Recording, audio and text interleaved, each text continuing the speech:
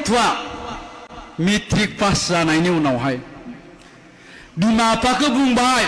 जे आंनो मबाइल नांगौ 50,000नि 1 लाखनि आंनो बाइक नांगौ 2 लाख 3 लाख 2.5 लाखनि जाय गथ'आ बेबायदि बुंबाय दाखालि मेट्रिक पास जानायाव ओइ दिनखालिनिफ्रायनो बे गथ'नि लाइफआ धंस जाखाबाय 90%निया कारन जों बेखौनो नुबाय दं नंगौना नङा मेट्रिक पास जानायनि उनावनो बिबाय बियो आंनो 50,000नि मबाइल नांगौ 3 लाखनि बाइक नांगौ ओइ दिनखालि जोब्बाय बे फिनिश दा बेखायनो साबधान बे बाइक बे मबाइला जोंनि इयुन जोलैखौ जोंनि फिसाफोरखौ धंस खालामगासिनो दङ दाना बाइक दाम गोसानि मबाइल दाम गोसानि बिनायनि दायनिगिरिया खिन्थु बे नानि मोननियाव थायो एसे सिख्लाफोरनियाव तारमाने बिसोरो मा होननानै सानो बाइक दाम गोसा मबाइल दाम गोसानि लाबासो सिख्लाफ्रा गोसोथोयोलै साननायफ्रा बेबायदि नंगौना दा ओंखायनो बिसोरनो दाम गोसानि बाइक दाम गोसानि मबाइल नागिरो आरोखि खिन्थु गोसोआव लाखि जारौमोन सनाफोर नों जायखौ दा गोसोथोदों बाइक दाम गोसा मबाइल दाम गोसा लाग्राया बे जौबो लोङो बे लेखा फराया मिथिबाय आरो बेजों हाबा जानांगौबा नोंनि लाइफआ धंस जाबाय मिथिबाय बेखायनो आं बुङाखै दे गासिबो बाइक लाग्राफ्रा गाज्रि होननानै सेंग्राफ्रा गाज्रि मोनलायगोन बांसिनानो दा ओंखायनो आङो बुंदों जोंनि लाइमोनफोरखौ नैबे बुब्लिया नैबे टाइमानो जाहैबाय गावनि जिउखौ दानायनि मोनसे बेस्ट टाइम गावनि जिउनि लामाखौ दानानै सोरजिना लानायनि साबसिन समय बेनिखाय आरो साबसिन सम गैला बे बारग'लाङोब्लाथाय ओजोंहाय गैलिया दा बेखायनो बे समखौ आद्रि दा खालाम बेबायदि बैसोआव नोंगौ खालि रंजा बाजा आला दिङा ओरै देखायनोखौल' लुबैयो दा खोथाया जाबाय मा रंजाबाय था बाजाबाय था बिफायानो बाइक होदों बिफायानो मबाइल होदों थाखा फैसा गिदिंबाय था गोसोथोनाया इखौ लाज्रांलाय इखौ गारलाय इखौ लाज्रां इखौ गिदिंबाय था 28 बोसोर जाबाय 30 बोसोर जाबाय हाबा खालामबाय नङाबा सोरजोंबा हरफा जाबाय अखानायैनिफ्रायनो सेस दा जों इखौनो नुबाय दङ नोंगोना नङा देनाय दा बेखायनो होनदों खस्थ' खालाम 25 बोसोरसिम खस्थ' खालाम आरोबाव 50 बोसोर आलो गोजोनै जा गारि मटर न' बां थाखा फैसा जेनिबो आंखाल गैया जाय गथ'आ मेट्रिक पास जानायनि उनावहाय बिमा बिफाखौ बुंबाय जे आंनो मबाइल नांगौ 50,000नि 1 लाखनि आंनो बाइक नांगौ 2 लाख 3 लाख 2.5 लाखनि जाय गथ'आ बेबायदि बुंबाय दाखालि मेट्रिक पास जानायाव ओइ दिनखालिनिफ्रायनो बे गथ'नि लाइफआ धंस जाखाबाय 90%निया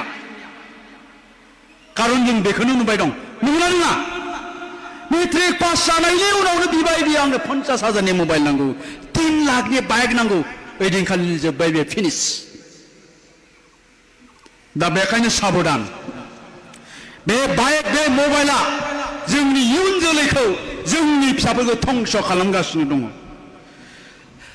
दाना बाइक दाम गोसानि मबाइल दाम गोसानि बिनायनि दायनिगिरिया खिन्थु बे नानि मोननियाव थायो एसे सिख्लाफोरनियाव तारमाने बिसोरो मा होननानै सानो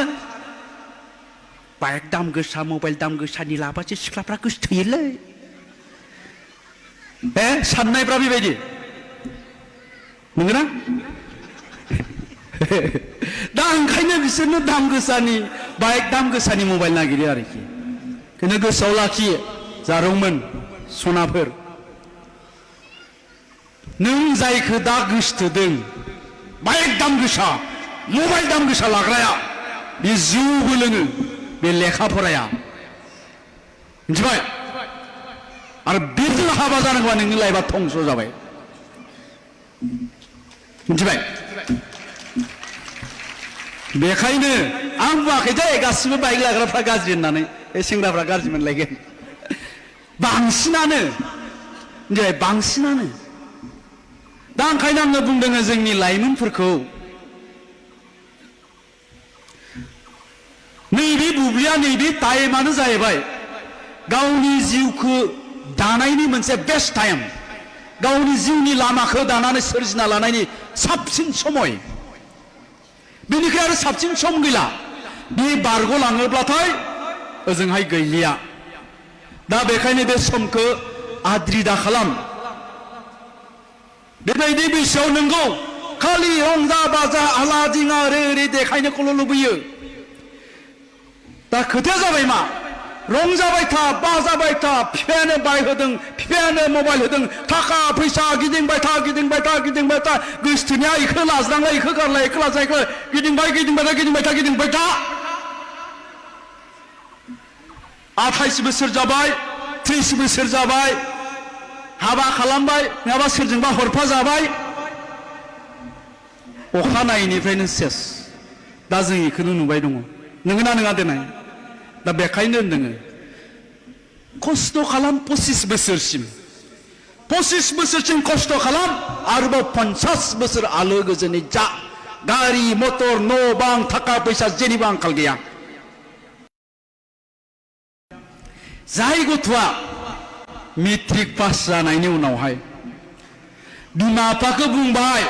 जे आंनो मबाइल नांगौ 50,000नि 1 लाखनि आंनो बाइक नांगौ 2 लाख 3 लाख 2.5 लाखनि जाय गथ'आ बेबायदि बुंबाय दाखालि मेट्रिक पास जानायाव ओइ दिनखालिनिफ्रायनो बे गथ'नि लाइफआ धंस जाखाबाय 90%निया खारन जों बेखौनो नुबाय दं नंगौना नङा मेट्रिक पास जानायनि उनावनो बिबाय बियो आंनो 50,000नि मबाइल नांगौ 3 लाखनि बाइक नांगौ ओइ दिनखालि जोब्बाय बे फिनिश दा बेखायनो साबधान बे बाइक बे मबाइला जोंनि इयुन जोलैखौ जोंनि फिसाफोरखौ धंस खालामगासिनो दङ दाना बाइक दाम गोसानि मबाइल दाम गोसानि बिनायनि दायनिगिरिया खिन्थु बे नानि मोननियाव थायो एसे सिख्लाफोरनियाव तारमाने बिसोरो मा होननानै सानो बाइक दाम गोसा मबाइल दाम गोसानि लाबासो सिख्लाफ्रा गोसोथोयोलै बे साननायफ्रा बेबायदि नंगौना दा ओंखायनो बिसोरनो दाम गोसानि बाइक दाम गोसानि मबाइल नागिरो आरोखि खिन्थु गोसोआव लाखियो जारौमोन सनाफोर नों जायखौ दा गोसोथोदों बाइक दाम गोसा मबाइल दाम गोसा लाग्राया बे जिउबो लोङो बे लेखा फराया मिथिबाय आरो बेजों हाबा जानांगौबा नोंनि लाइफआ धंस जाबाय मिथिबाय बेखायनो आं बुङाखै दे गासिबो बाइक लाग्राफ्रा गाज्रि होननानै सेंग्राफ्रा गाज्रि मोनलायगोन बांसिनानो दा ओंखायनो आङो बुंदों जोंनि लाइमोनफोरखौ नैबे बुब्लिया नैबे टाइमानो जाहैबाय गावनि जिउखौ दानायनि मोनसे बेस्ट टाइम गावनि जिउनि लामाखौ दानानै सोरजिना लानायनि साबसिन समय बेनिखाय आरो साबसिन सम गैला बे बारग'लाङोब्लाथाय ओजोंहाय गैलिया दा बेखायनो बे समखौ आद्रि दा खालाम बेबायदि बैसोआव नोंगौ खालि रंजा बाजा आला दिङा ओरै देखायनोखौल' लुबैयो दा खोथाया जाबाय मा रंजाबाय था बाजाबाय था बिफायानो बाइक होदों बिफायानो मबाइल होदों थाखा फैसा गिदिंबाय था गोसोथोनाया इखौ लाज्रांलाय इखौ गारलाय इखौ लाज्रां इखौ गिदिंबाय था 28 बोसोर जाबाय 30 बोसोर जाबाय हाबा खालामबाय नङाबा सोरजोंबा हरफा जाबाय अखानायैनिफ्रायनो सेस दा जों इखौनो नुबाय दङ नोंगोना नङा देनाय दा बेखायनो होनदों खस्थ' खालाम 25 बोसोरसिम खस्थ' खालाम आरोबाव 50 बोसोर आलो गोजोनै जा गारि मटर न' बां थाखा फैसा जेनिबो आंखाल गैया मोनसे फोसावथाय नोंथाङा गावनि न'खौ समायना रमायना साजायनो सानदों नामा दायो रेडिमेड बाउन्डारि वाल आरो खिरखिखौ मोननो हासिगोन। क'क्राझारनि सिम्बोरगाव बाजाराव थानाय रमेसालि सेटनिफ्राय नोंथाङा रेडिमेड बाउन्डारि वाल आरो विन्ड'खौ मोननो हागोन। जेब्लानो गोनांथि जायो अब्लानो रेडिमेड बाउन्डारि वाल आरो विन्ड'खौ मोननो हागोन। सोरबाफोर सुबुंनो रेडिमेड बाउन्डारि वाल आरो विन्ड'नि गोनांथि जायोब्ला नैबे मबाइल नम्बर 7635837540 एबा 9678804191 आव थोंजोङै सुलाद लानो हागोन। जाय गथ'आ